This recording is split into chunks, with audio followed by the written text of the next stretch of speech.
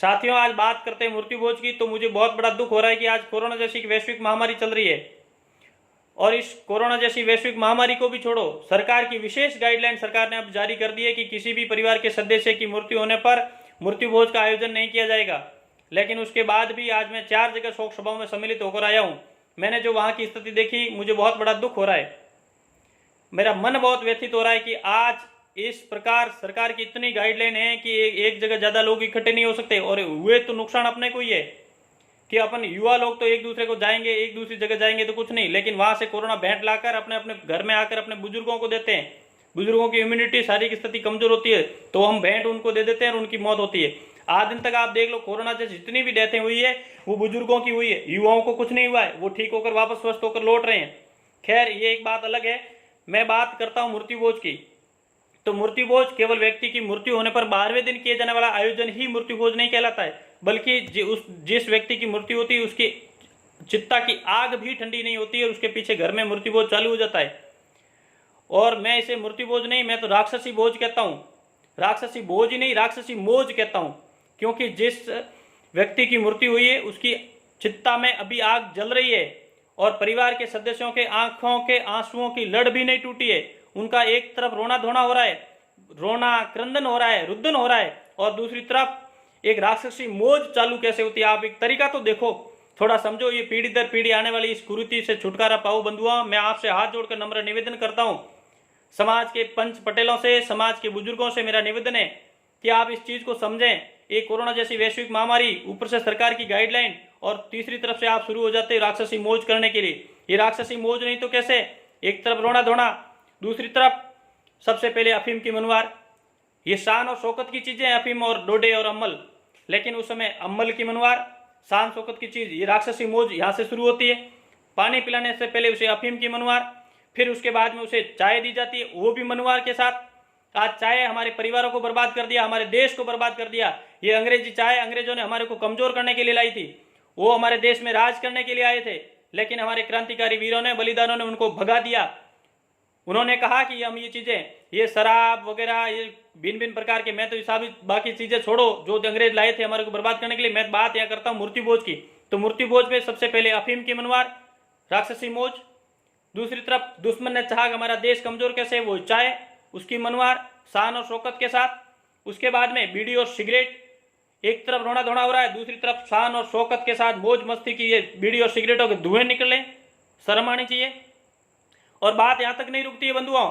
और उसके बाद में परिवार के सदस्य तो एक तरफ रो रहे हैं, उनके आंसू अभी तक सूखे नहीं है, उन्होंने अपना आंसू सुखाने के लिए मुंह नहीं धोया है, और उधर घी शुरू हो जाता है, घी और शक्कर। ये राक्षसी मौज नहीं तो क्या है? ये शान शौकत और मौज मस्ती की चीजें नहीं तो क्या है? थोड़ी शर्म करो। क्यों किसी को डुबो रहे हो? क्यों किसी को बर्बाद कर रहे हो? और ये चीजें पहले दिन से शुरू होकर 12वां दिन होता है, 15 दिन होते हैं, तब तक चालू रहती है। उसके बाद भी महीने भर तक लोग आते रहते हैं। ये सारी चीजें, पहले अफीम, फिर चाय, बीड़ी, सिगरेट, घी, शक्कर, ये राक्षसी मौज, ये राक्षसी भोज बंद करो बंधुओं। परिवार बर्बाद हो गए। समाज का प्रत्येक व्यक्ति, आज एक एक व्यक्ति को आप उठा करके देख लो। और ये चीजें होती क्यों है? ये हमारे पंच और पटेल करते हैं। पंच और पटेल ऐसे करते हैं कि एक कोई भी परिवार का, किसी भी परिवार में जैसे किसी व्यक्ति की मृत्यु हुई, उस परिवार के सदस्य आर्थिक रूप से यदि थोड़े दृढ़ हैं, आर्थिक रूप से थोड़े मजबूत हैं, तो वहां पर कहते हैं कि भाई परिवार का सदस्य गया है, थोड़ो माइतर तो वेला राबड़ी पावी जाए तो बहुत बढ़िया है, मिनखे घी पायो, लोग पौने नहीं पा सके, फलाना रे वो हुए घी पायो। और इस प्रकार उन्हें प्रोत्साहित किया जाता है। बिल्कुल करते हैं, बुजुर्ग पंच लोग करते हैं। मैं उन पंचों से हाथ जोड़कर नम्र निवेदन करता हूं, आप मेरे ऊपर नाराज होने से पहले थोड़े अपने दिल पर विचार करना। आप उन गरीब परिवारों के लिए सोचना। मैं आपको बताता हूं, आप अमीरों को वहां से प्रोत्साहित कर देते हो कि वाह, आपकी माइत्र आपके जीवन भर आपको कमा करके दिया है, आपकी बहुत बड़ी शोभा होगी, आप ये भोज का आयोजन करो, आप गांव जिमाओ, ही राक्षसी भोज। अब वहां जिसको तो पुण्य मिलेगा, राबड़ी पावन पुण्य वे, अरे राबड़ी पावन पुण्य वे। आप जब उस मृत्यु भोज जिस दिन होता है, उस दिन भिखारी भी आते हैं, जोगी लोग आते हैं। अब जोगियों को अपन नहीं जिमाते हैं, उससे पहले मनवार करके राक्षसी मौज उड़ाते हैं कि आज नहीं थोड़ी मिठाई लो, थोड़ी मिठाई, जिसको नहीं भारी तो भी अपन जबरदस्ती अपने आने वाले मेहमानों को और अपने आने वाले दोस्तों को जबरदस्ती खिलाते हैं और जबरदस्ती मनवार के साथ खिलाते हैं। लेकिन राबड़ी पावनी उस गरीबों को सबसे पहले पिलाओ। और गरीब लोग, मैंने ऐसी स्थिति देखी जहां मृत्यु भोज होता है, वहां हलवे की होती है या जो मिठाई होती है, वो बेचारे जोगियों के बच्चे, आप उनको थोड़ी बहुत देते हैं, वो मान लो झोली में डाल देता है, तो अपन उसके ऊपर बहुत हावी हो जाते हैं, अरे वो बेचने के लिए नहीं ले जा रहा, आज नहीं तो घर जाके खाएगा, बेचारा अपने पेट की भूख तो शांत करेगा। राबड़ी पाने का पुण्य, असली पुण्य मिलता है वो उस समय मिलता है, लेकिन वो अपन नहीं करते हैं। अपन तो केवल राक्षसी मौज उड़ाने के लिए करते हैं। बंधुआ, अपन बात करते हैं मूर्ति भोज की, तो मूर्ति भोज की जैसे बात चल रही है नशे की, और नशे में ये चीजें फैलाता कौन है? अमीर लोग। अमीरों को प्रोत्साहित कौन करता है? पंच पटेल। अब वो प्रोत्साहित करने के बाद अमीर आदमी तो इससे पार पड़ जाएगा, जिसके घर में वो सारी आर्थिक रूप से मतलब दृढ़ है, 2-3 भाई हैं, सब कमाते हैं, वो तो पार पड़ जाएंगे। लेकिन उसके पीछे पीछे किसी गरीब व्यक्ति की डेथ होती है, उसके बच्चे यदि छोटे होते हैं, उस विधवा माँ की स्थिति क्या होती होगी? उसके परिवार के अंदर भी यही होता है।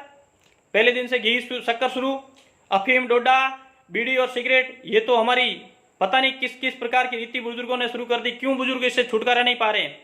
और उसके बाद में अमीरों की वजह से गरीबों के बाद बच्चे स्कूल छोड़ने को मजबूर हो जाते हैं। जब पढ़ने की बच्चे की उम्र होती है, कई ऐसे परिवारों को मैंने देखे हैं, आप और हम सब लोग देख रहे हैं, बच्चे छोटे होते हैं और छोटी उम्र में पढ़ने की जगह वो मजदूरी करने के लिए सेठ साहूकारों के घरों में पोछा लगाते हैं, झाड़ू लगाते हैं, और फिर बोरियों का और विशेष प्रकार के दुकानों पे छोटे छोटे, पता नहीं, उसके पढ़ने की उम्र में वो मजदूरी करने के लिए निकल जाते हैं।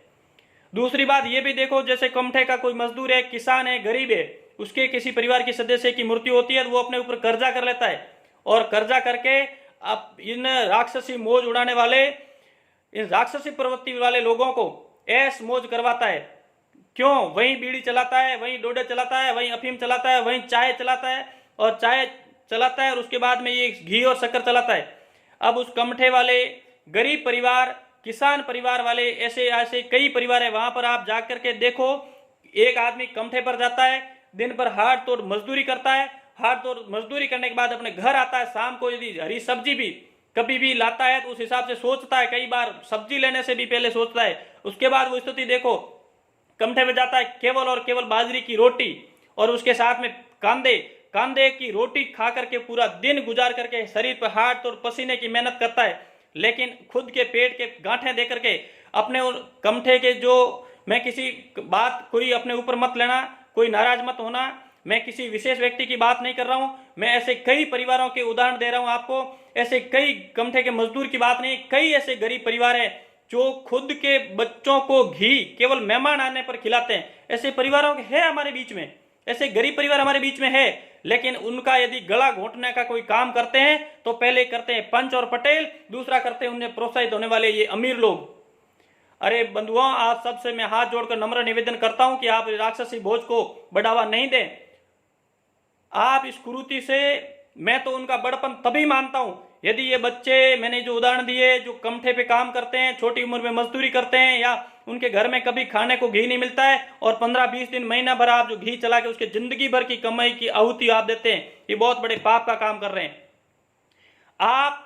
मैं उन पंच और पटेलों को तब परमेश्वर मानता हूं जब आप मूर्ति भोज के खिलाफ खड़े होकर कहो कि भाई ये घी, ये शक्कर, ये बीड़ी, डोडा, अम्मल और ये सब चीजें, चाय वगैरह बंद करो। चाय को अपन साथ में नहीं ले जा सकते, एक तरफ पंडा रखो, मनवार करके किसी को मत पिलाओ। यदि मान लो चाय अपन व्यक्ति साथ में नहीं ले जा सकता, परिवार के सदस्य की डेथ होती है, वहां अपन सांत्वना देने के लिए आते हैं, उनका खून चूसने के लिए नहीं आते हैं। 15 दिन, महीना पर अपना उनका खून सूझते हैं। कैसे सूझते हैं? एक तो उसके ऊपर कर्जा करवाते हैं, दूसरी ओर से अपना उनके बैठे बैठे उनसे खातिरदारी करवाते हैं, अपनी सेवा करवाते हैं। क्या मजाक बना रखा है। बंधुओं, ऐसी कुरीति से छुटकारा पाएं। विशेष रूप से मुझे बहुत बड़ा दुख होता है जो मेरे साथ, मेरे युवा साथी मुझे कहते थे कि हम आपके कंधे से कंधा मिलाकर आपके साथ खड़े हैं, आप हमारी आवाज बनिए। मेरे पास इतनी सामर्थ्य और शक्ति नहीं है कि मैं आपकी आवाज बन सकूं, लेकिन ऐसी यदि कभी किसी ऐसी इस प्रकार के मुद्दे होते हैं तब मैं वहां खुलकर बोलता हूं। और वो लोग मेरे को कहते थे कि हम आपके साथ हैं, आप जो कुछ भी कहोगे हम आपके साथ में तैयार रहेंगे। मैं ये नहीं कहता हूं, मैं कहता हूं, लेकिन वो खुद कहते थे कि ये कुरीति और इसके खिलाफ आप और हम लड़ेंगे। और वही मेरे युवा साथी, मुझे आज बहुत बड़ा दुख हो रहा है कि उसके घर में, आज उनके घर में जब कार्यक्रम आया, कार्यक्रम हुआ, परिवार के सदस्य, भगवान करे उनके आत्मा को संतुष्टि मिले, गई हुई आत्मा को विनम्र मेरी श्रद्धांजलि। लेकिन उस परिवार के जो सदस्य हैं, मेरे युवा साथी हैं, मुझे बहुत बड़ा दुख हो रहा है। मैं किसी का नाम नहीं ले रहा हूं, लेकिन हर जगह ये स्थिति होती है।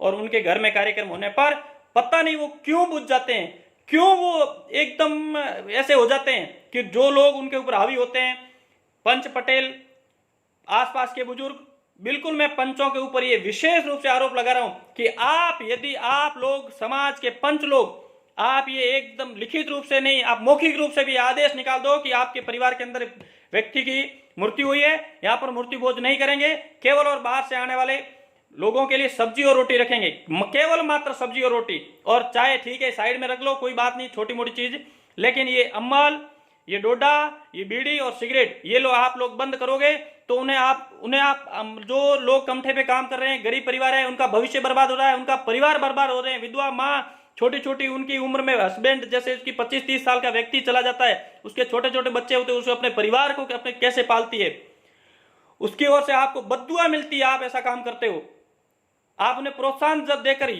अमीरों से करवाते हो, कहते हो भाई थारे जच्चे थाने खुद ने वे बढ़िया लगे तो कर, आप लोग तो ये कहते हो, अपने ऊपर से उतार देते हो, लेकिन उनसे आप ये शब्द कहलवा कर, करवा कर, और अमीरों से भी मैं निवेदन करता हूं आप ये चीजें बंद करो, पंच पटेलों से भी निवेदन करता हूं ये चीजें बंद करो, तो आपको बहुत बहुत दुआएं मिलेगी। आप पंच नहीं परमेश्वर हो, आप पंच नहीं परमेश्वर हो। यदि आप इन चीजों पर पाबंदी लगाते हो, उस गरीब विधवा मां की, उस गरीब परिवारों की, आप यदि इस प्रकार से आप उनकी सेवा करना चाहते हो, आप उनसे दुआ लेना चाहते हो, भगवान आपका हमेशा भला करेगा। आप ऐसी चीजों पर पाबंदी लगाने के लिए आगे हो। मैं आपसे हाथ जोड़कर नम्र निवेदन बार बार कर रहा हूं, और मेरे युवा साथियों से कहना चाहता हूं, आप क्यों लोग दब जाते हो? जब कोई भी, चाहे आपके परिवारों के, आपके भले ही, मैं ये कहता हूं जो अपने परिवार के जो बुजुर्ग हैं, यदि वो गलत करते हैं, उनके खिलाफ खड़े हो जाओ। प्रहलाद हिरण्यकश्यप जो उसके पिताजी था, प्रहलाद जी के पिताजी थे, लेकिन वो यदि राक्षसी प्रवृत्ति से लोगों पर अत्याचार करते थे, अन्याय करते थे, तो प्रहलाद उनके खिलाफ खड़ा हो गया था। कृष्ण भगवान अपने सगे मामा के खिलाफ खड़े हो गए थे, क्योंकि वो राक्षसी प्रवृत्ति का था, वो अन्याय करता था, अत्याचार करता था।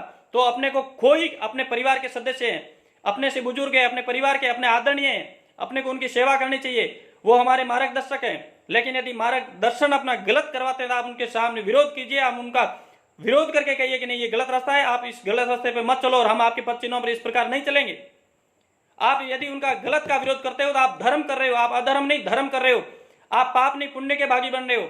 मेरे अंत में वीडियो लंबा हो जाएगा, मेरा आप सभी से यही निवेदन है, पंच पटेलों से और समाज के अमीर वर्ग से, कि आप गरीब परिवारों के गला नहीं काटें, विधवा माओं का गला नहीं काटें, विधवा माओं के आप फांसी के फंदे क्यों बन रहे हो? मेरे साथियों, युवा साथियों, पंच पटेलों, आप परमेश्वर हो, आप परमेश्वर के रूप हो। जो आप फरमान जारी कर देते हो वो भगवान से भी बढ़कर होता है। तो आप पंच परमेश्वरों, आपसे मेरा यही निवेदन है कि आप परमेश्वर बनकर उन विधवा माओं के, गरीबों के लिए आप परमेश्वर बनकर ये सारी चीजें क्रॉस लगाइए, ये चीजें बंद कीजिए। अंत में मैं आपसे माफी चाहता हूं, मैंने यदि कुछ कड़वे शब्द कहे हैं तो आप मुझे माफ करना, ये मेरे दिल से निकले हुए शब्द हैं। और